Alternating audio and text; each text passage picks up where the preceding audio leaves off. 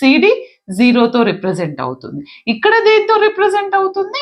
10తో represent అవుతుంది.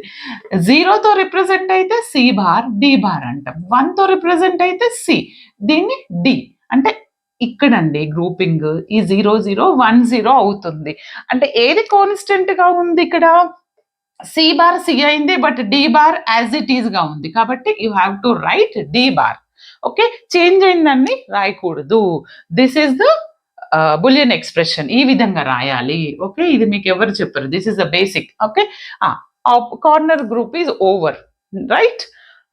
Next వచ్చేసి నాకు కార్నర్ గ్రూప్ తర్వాత ఏంటిది? ఇంకొక group plus second group. Second group ఏంటిది? నాకు కొంతమంది అంటారు, మేడం ఈ 2 కార్నర్స్ కదా, ఇది 1 0 కదా అంటే ఇది 1 0 నుంచి 1 0, there is no change. Okay, ఇవే చెక్ చేయాల్సి ఉంటుంది. ఓకే, తర్వాత ఏం చేస్తాను నేను ఇక్కడ?